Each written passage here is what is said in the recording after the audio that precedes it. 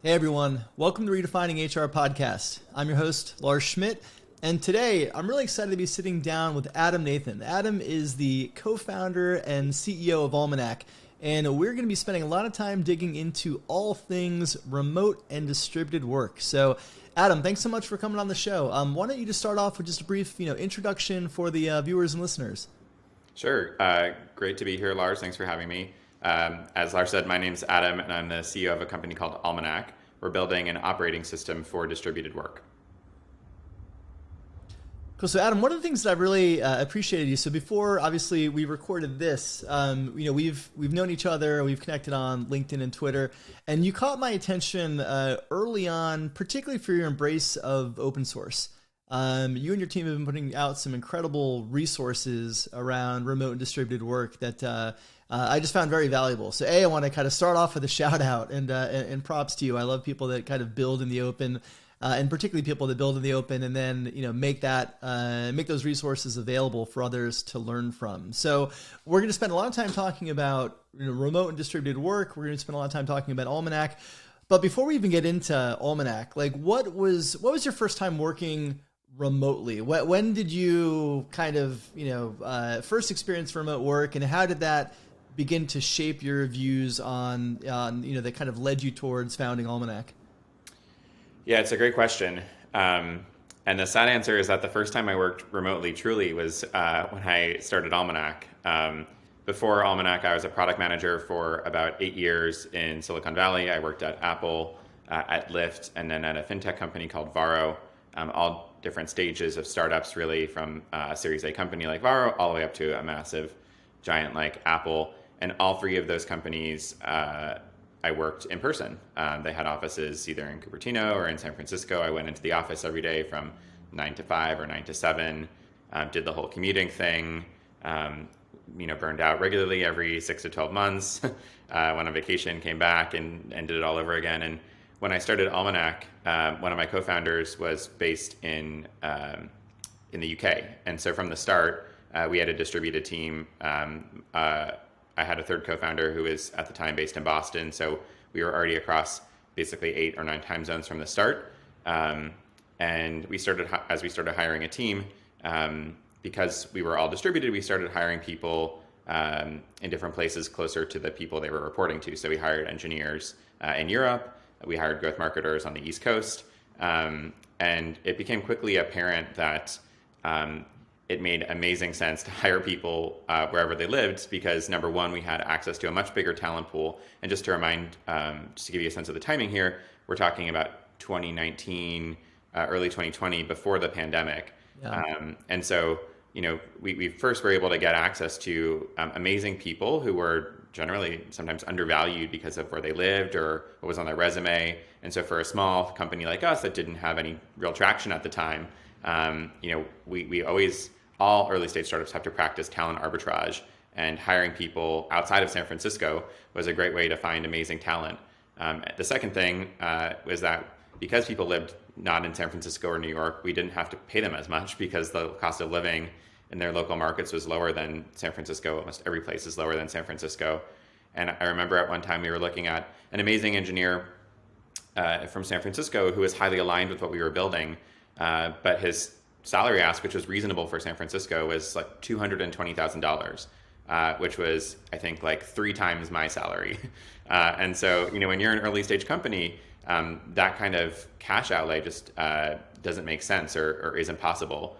And so being able to find great people who we could pay a great salary for where they were living was an amazing hack for us to basically get going. The third thing I'll mention that made it remote really great from the start for us was that we were able to hire a more diverse talent pool. And I'm not just talking about gender and racial diversity, but diversity of backgrounds. My co-founder, for example, didn't go to college. Diversity of thought. I think when you broaden the lens outside of one city, you're able to bring in people with a broader range of perspectives, and that I think helps build a better product and a better company. And so, long answer to your question, but it became apparent, even though I hadn't worked remotely before, when starting Almanac, that this was an obviously better way to both run a company and also to live on my own. I could set my own hours. I didn't have to be in San Francisco. I'm a really passionate skier and surfer. And so last year I spent the winter in the mountains skiing and also in Hawaii surfing. And I couldn't have done that if we had an office in San Francisco. And so for both me personally and as me as the CEO, remote just seemed like the way to go. And it's exciting to see the rest of the world embrace it. Yeah, so I'm curious to learn, like, how did you land on the idea of Almanac? Particularly having worked in product roles in primarily co-located organizations, having not really been remote yourself. Where did the idea come from to create a platform that was designed to be, the operating system for distributed work? Yeah. So by background, I'm a systems engineer, and so I really like examining really complex problems and trying to understand why they are the way they are and how we can fix them. And one of the things I noticed after 15 years as a professional, it was that I was spending most of my days doing work that didn't feel like work. And I'm sure a lot of your listeners can sympathize with this, but I spent almost all of my working days in meetings back to back. I would kind of surreptitiously check email and Slack, but never felt like I could get on top of all the notifications that were coming in at me. Any actual work that I had to do, I would do outside of the workday, like at nights or on weekends. And so I was constantly tired because I never felt like I had time to rest.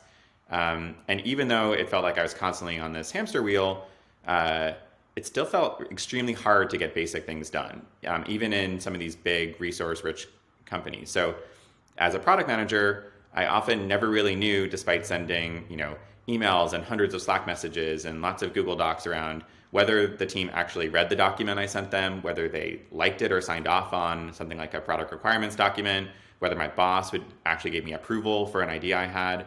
And so basic forms of collaboration, like getting feedback or updating docs, required hundreds of hours of my time and thousands of messages and tens of versions.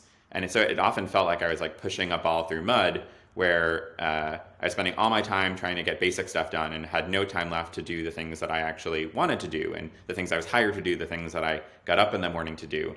And I had this contrast as a product manager with the engineers I worked with, who all use a tool called GitHub. And if you're not familiar with GitHub, GitHub is a platform for asynchronous collaboration on code. And it uses version control so that engineers can compare who did what on code. And it has a set of workflows so that engineers can ask someone else for a review before they merge in their part of the code into everybody else's. And so GitHub is now kind of the dominant operating system for code collaboration. It's used by almost everybody. And the engineers I worked with were both more productive than me. They were able to actually get big things done during their weeks, and they were seemingly happier. They liked their job more than I liked mine. And a couple years before Almanac, the designers I worked with started switching from a tool called Sketch, which was and is an amazing design editor, to another tool called Figma. And the beauty of Figma is that it centralized all of our design work and all of our people in the cloud so that you can access designs from your browser versus having these like files you had to send around. And it integrated collaboration into the editor. And so things that previously required meetings, like design reviews and prototyping and engineering handoffs, could now all be done in Figma. And so it saved a lot of time, brought a lot more transparency and integration to the process, not just for designers, but for everybody who worked for them. And so I started thinking, like, why do designers and developers have these amazing tools that are basically like designed for the future we live in, which is all work happens digitally in a distributed way in the cloud? And why are all the rest of us basically using tools designed by Microsoft 40 years ago for a world in which collaboration happened exclusively in an office and largely in meetings? And so if you think about Microsoft Word, 80% of people in an office spend their days in documents. And Microsoft Word and Google Docs, by extension, are great document editors, but they're terrible at document collaboration and they're terrible at document management. And that's because they were designed for a world in which collaboration and management happened synchronously in person in a meeting. And today, the way that we work is, number one, just digitally, as we're talking right now. We're talking, basically through a browser. This podcast, I'm sure, will be stored in the cloud. And most work these days happens in the cloud. And because it's not happening in person, people can then work wherever they live across time zones and geographies. So work because it's digital, has become distributed. And when you work in a distributed way, you can't spend your days in meetings. We've seen what happens with COVID, where companies have tried to impose the old way of working with like constant Zooms on top of the new way of working, and people just burn out. So if you work in a distributed way, you need to be more asynchronous just by default. And so what I started realizing was that the way work was shifting required an entirely different set of infrastructure to support it, and that infrastructure had to support new types of behaviors and processes that were designed for these new modalities in which we're working now. I think about remote work and distributed work as a form of disruption, just like anything else, where there's a bunch of entrenched interests who like the old way of things, whether it's people who own real estate or people who have been managers their whole lives in offices. But this new way, this new technology, and the technology in this case is essentially remote or distributed work, is 10x better than what existed before. And what we're doing at Almanac is trying to provide infrastructure and tooling, the pipes essentially, to support distributed work, because we've seen that you just can't take the old tools and throw them on the new way and expect it to work. And if you look at the headlines every day, the mass burnouts, the great resignation that's happening, employees protesting their employers who are requiring them to go back into the office. I think that's all signs that you can't blend these two styles together. You need to basically replace the old way with an entirely new system. Yeah. Well, and let's talk about that blend for a minute, because I think that, when you look at the modalities of work, you have, co-located, you have fully distributed, and you have hybrid. And I think a lot of the companies that maybe were co-located shifted to remote during the pandemic by necessity, right? Now as they're mapping their future plans, a lot of companies are kind of centering on hybrid constructs, which is by far the hardest model to get right, because there's so much complexity involved. And again, like you said, I think in the early days, a lot of the companies who were co-located shift to remote, they just ported all of their co-located systems and operating, methods to digital. But we're still in meetings all the time. We're still doing all the things that we used to do. We're doing that in an office. We're just doing that digitally now. And so I'd love to get your thoughts on hybrid and is hybrid a sustainable model, or do you see companies that are kind of making announcements around hybrid plans now, at some point perhaps moving more towards either co-located or fully distributed? Yeah, I don't believe in hybrid. I think it's an illusion. It's a way to make. I think it's going to fail, because if you look at if you read Clay Christensen's work on disruption, hybrid is I think a way that people who are entrenched in office culture to make themselves feel better about what's happening, but it ultimately won't work, and that's because I think collaboration and work ultimately comes down to who it's designed for. And if you think about office culture, office culture is designed for people who are in an office, and so work happens generally in meetings. You have to be in the meeting in order to understand what happens. Most people are terrible at taking notes. Documentation and writing aren't kind of like a first-class behavior in offices. Collaboration is largely informal. Often the person with power or with the loudest voice carries the day on a decision. You may or may not get sign off on something clearly. People often just kind of assume that if no one spoke up in the meeting, then it's okay. But it's, there's a whole set of behaviors that are designed for offices. And then on the other side, you have remote and distributed culture, where people are enabled to work wherever they are, but that requires things to be written down. It requires a lot more transparency around what happened on a piece of work, so people who weren't there when the work was created can see how it got there and what they have to do. It requires really good task management, and the problem I have with hybrid is that there's not an easy way to find the midpoint between those two types of cultures. What I mean by that is, I think the way to make hybrid work is essentially to force everybody who's coming into an office to act as if they're distributed. And so, in order to create an equal playing field, if you're in an office in a hybrid culture, I think everybody needs to be like we are, on separate video monitors so everyone can see each other's face. You need to figure out how to do microphones and voice in a way where you don't get weird feedback, and so that means everyone needs to probably be in a different location. You need to write stuff down so that, for example, if you're writing stuff on a whiteboard in a conference room, you need a way for people who are not in the conference room to be able to contribute to that brainstorming, and so you probably need to use a digital whiteboard. And so I think the way to make hybrid work is essentially to go distributed. The opposite is that I think a lot of companies think about hybrid as like a policy that they write, and then they just wipe their hands with it. And it's like, oh, people can come into the office, you have to come in 2 days a week, and then 3 days you don't have to, you can be wherever else. If you don't actually adjust how you operate, you end up in a world where, as the contrapositive to what I just said is that the people who are dialing into a meeting or zooming in can't see what's being written on a whiteboard. The microphones are terrible. They can't hear the discussion. They have no way to equitably contribute.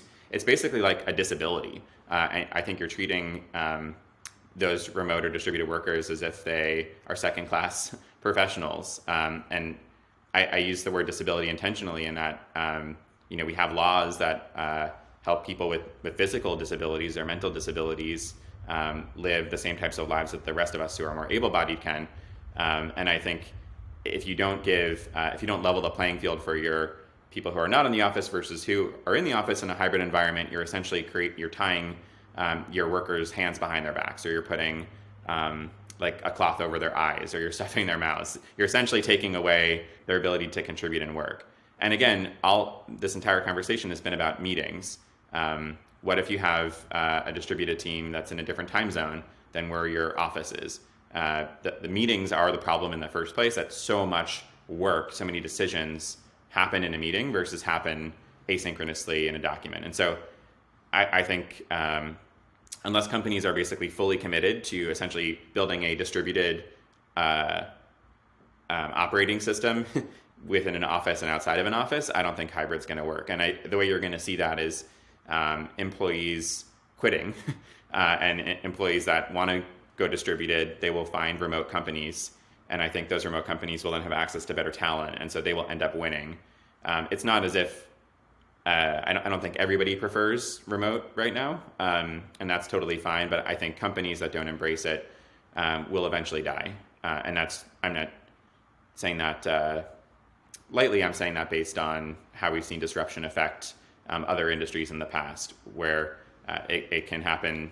Essentially, people who don't embrace the trend start to become irrelevant, lose market share, become less profitable, and eventually become kind of relics of their former selves. Yeah, I mean, it's interesting. And I like the way you keyed on, I think a lot of the conversation around hybrid is totally focused on, when you would go to an office and where that office might be and how frequently you might go to that office. That's one small part of the overall kind of work construct. The physical space of where you're doing your work actually matters, I think, a lot less than the way work gets done. And you're right. I think if companies that are embracing hybrid, if they're not designing and kind of reorienting their systems to be distributed by default, they're going to be creating inequity within the organization, within the system. And that's going to be unsustainable, especially for those employees who aren't going into an office. They're just going to have a different experience than those who are, and they're not going to stay, especially in this environment now where there's so many, obviously the Great Resignation has been well documented and covered. But I think there's so much opportunity, and there's so much opportunity now that is digital or is distributed by default. So people don't have to work in a second, rate capacity within an organization if it's not working for them. They've got options. They can go to other places. I think the reason people focus on policies is because writing the policy is the easy part, and transforming the way that you work, the way that you manage, the way that you lead, that's incredibly hard. And I think chief people officers are kind of burdened with this right now. And what I'd say to them is, you're not alone in this. I think nobody, even me, knows exactly how work is going to be in this kind of brave new world that we live in around remote and distributed work. what we're trying to do at Almanac is provide infrastructure for that. And we built a tool that really focuses on a couple of the kind of validated changes or innovations we see work around remote. The first is that if you're distributed, you have to write everything down. And so at its core, Almanac's a doc editor. And the second is that if you're distributed, you have to work asynchronously. And we've seen really great companies or leaders in remote work like GitLab or Buffer embrace these ideas and prove them out long before COVID. But beyond those two ideas, I think there's way more that we don't know about how remote work is going to work than what we do know. And so I think a really important part of all of this change is that people are able to come together and share what they've experimented with inside their companies, what's worked, what hasn't worked. I think right now there's probably the reason hybrid has focused so much on policies is because nobody knows what else they should be doing. And there's, I think, too few ways for people to come together and exchange ideas. And at the root of all this is collaboration, how people work together and do things that are greater than themselves. And I think the same idea needs to be applied to remote work itself. And I hope over the coming years, that's what we move from a focus on like where and when work is exactly happening to how work is happening. Because I think that's really where change needs to come. Yeah. Well, look, I think it's this, we're in the early stages of this shift away from some of these industrial era constructs of work, 9 to 5, Monday through Friday in an office, and we've shown that none of those things necessarily have to be true. And again, we're talking about the roles that are able to work remotely. So obviously that's a subset of the total role. So let's, acknowledge there are some people that have jobs that have to be on-prem or, they're just the nature of the work can't be done remotely. And so we'll set those roles aside. I think, when it comes to learning and kind of being in the early stages, I'm really bullish and personally kind of curious about optimizing async. I think that much of the way we work, again, is so focused on meeting-centric learning and collaboration and decision-making. And again, the old, that meeting could have been an email. I mean, that is very true. And I think for all of us specifically, obviously my audience here is primarily HR leaders and HR practitioners and people, interested in building kind of people-focused organizations, for them who maybe, do come from more of those traditional or co-located environments. And now they want to really be thoughtful around intentionally designing, work systems for, oriented towards distributed work and asynchronous work. What resources would you recommend? Books, websites, people to follow, if they want to expand their own learning and knowledge around distributed and async work, what are some places they should check out? That's a great question. I think there's too few resources on this right now. And one of the things we're working on at Almanac is actually a cohort-based course to help people go async because it is really hard. It does require behavior change really of an entire team or company. And our most successful customers at Almanac, we've seen kind of mandate that like things need to change and have laid out policies from the top down as well as the bottom up. And so that's been interesting to see kind of roll out through some of our own customers. To answer your question, the book I always recommend is A World Without Email by Cal Newport. And it's a really good diagnosis of how we got to this place where tools that were meant to help us have become overused for their initial purpose. And as a result, we become overloaded with constant interruptions and context switching.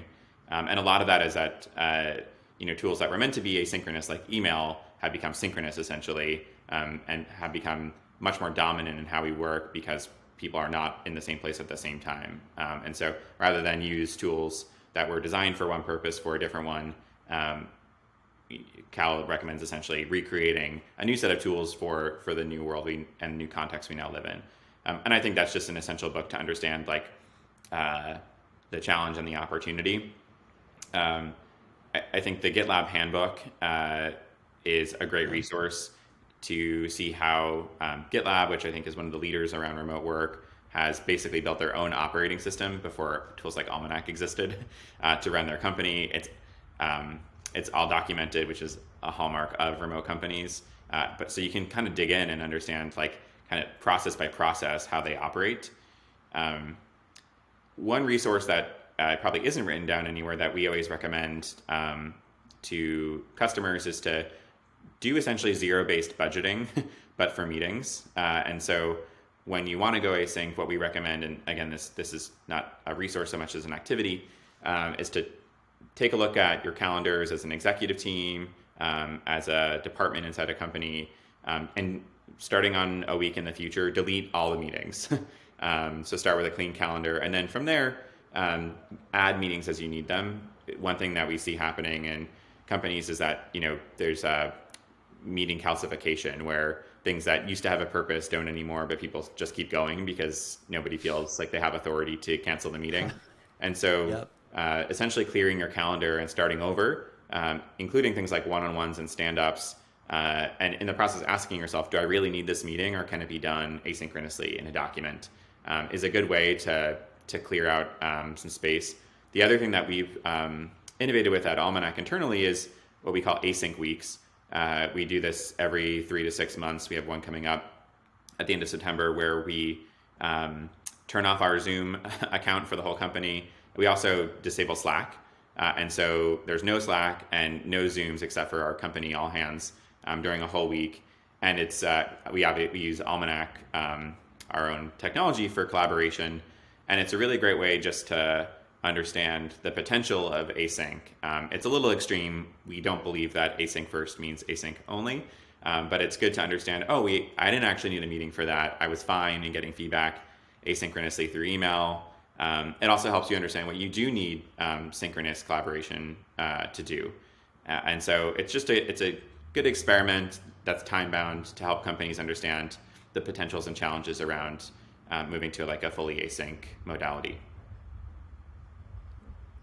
Well, Adam, I appreciate you joining, letting Saul better understand kind of what you're building with Almanac, and also your views on distributed work and async coordination and communication. I think that we're in the early stages of this shift, and I'm excited for the opportunities for the field, but I'm also grateful for leaders like you who are kind of building out in the open and sharing a lot of open source resources. Got to give GitLab a shout out for that as well.